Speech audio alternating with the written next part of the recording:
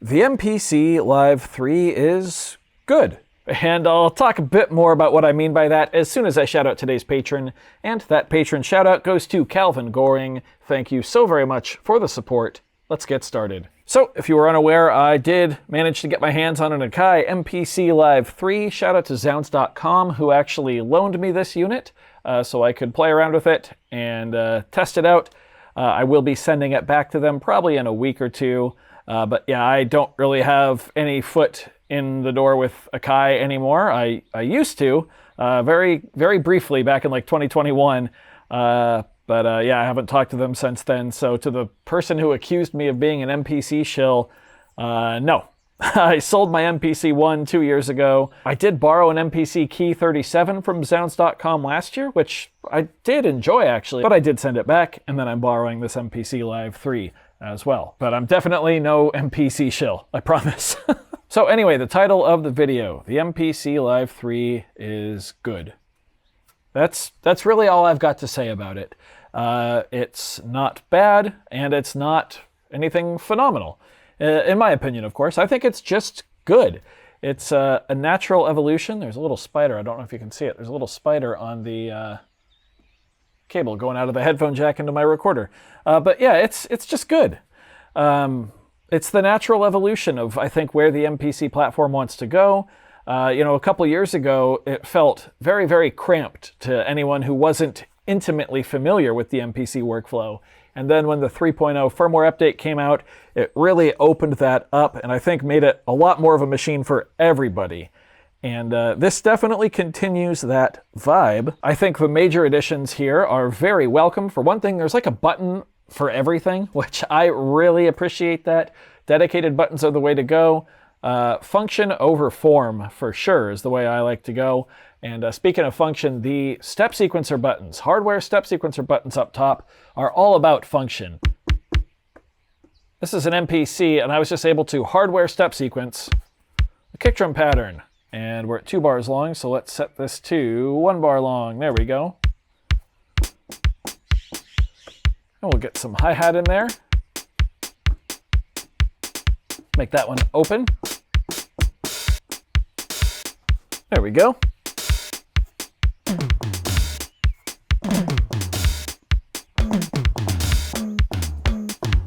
That's a high tom.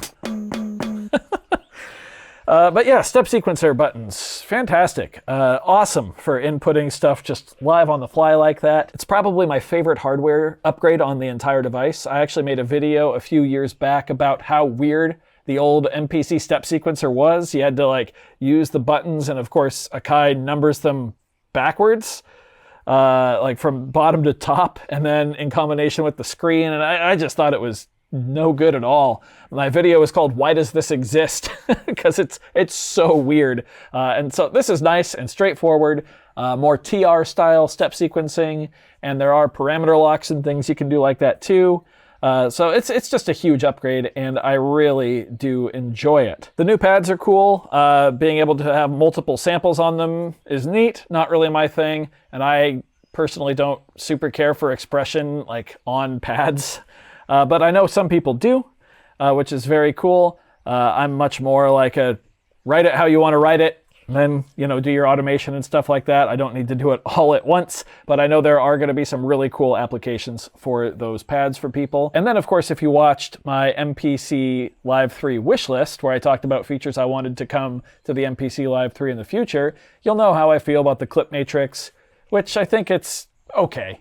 It definitely has some growing up to do, but it is cool that Akai included it, because now you're starting to get into that Ableton Live type workflow. Again, going back to what I said about the 3.0 update, where it kind of blew the roof off what MPC could be. Now you've got these multiple workflows here. You've got a really handy record to arrange button, so you can just about always record something to the arranger, which is a linear timeline view.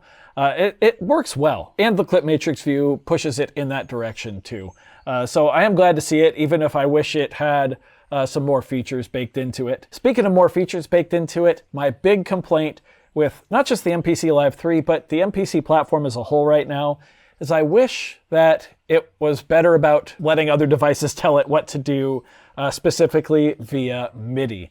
I would be over the moon if you could map any button on this entire device or any internal software function on this entire device to just about any note number or CC message or, anything MIDI that you wanted to. I think that would really take this to the next level. It would still allow you to have this as the brain of your setup, but would allow you to control it in any way that you see fit. And since there are so many different ways of performing out there, it just seems like a no-brainer. Let us have more control over the MPC via MIDI. For instance, if I could map like the record and stop and play start buttons, as well as individual functions of individual clips to individual MIDI commands, I could use the MPC Live III as the brain for my entire live looping setup. Thanks to the extra power of the MPC Live III, you can have up to 32 instrument plugins active per track. That's a lot. So I could have all of the sounds that I need for an entire set's worth of music ready to go on here, and then I could control those in a variety of different ways, just a bunch of MIDI controllers plugged in here, and then some sort of master controller like the Morningstar MC6 Pro to facilitate switching the MIDI channels and the active tracks and things like that. It's definitely possible. It just needs to be implemented. So yeah, everything on here is good. It's just good.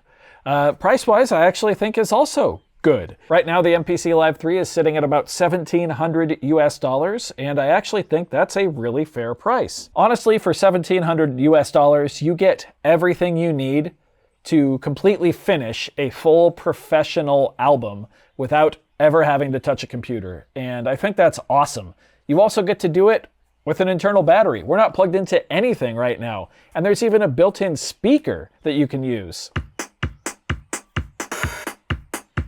And it gets pretty loud and has pretty solid bass response and has a physical toggle switch to turn on and off. It also comes with all of the premium plugins that the MPC Key 61 comes with. So you get like Fabric XL and the strings and the nice pianos, which sound pretty good.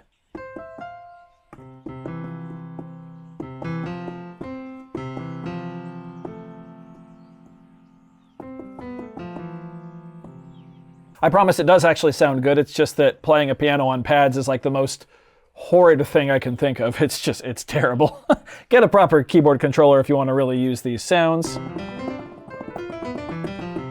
But I think they sound quite nice, even some of the non-traditional ones.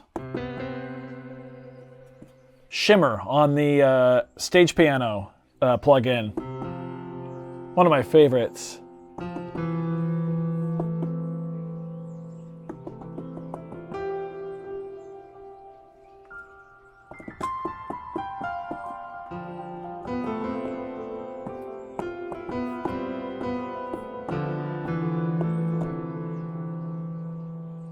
Yeah, lovely. Bright bell pad in Fabric XL might be my favorite patch of anything on here. Just has that like classic 80s synthwave feel to it. It's just a great sound.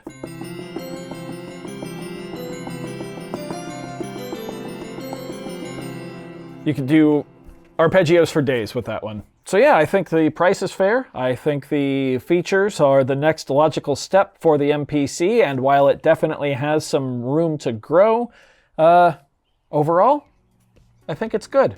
I do hope you found this video informative or at least entertaining. If you did, be sure to leave a like on it. If not, you can always leave a dislike. That's okay too. Doesn't hurt my feelings, just makes me try that much harder next time. Either way, be sure to hit that subscribe button, ring that notification bell. Thank you all so very much for being here. Thanks for watching. We'll see you next time. Bye.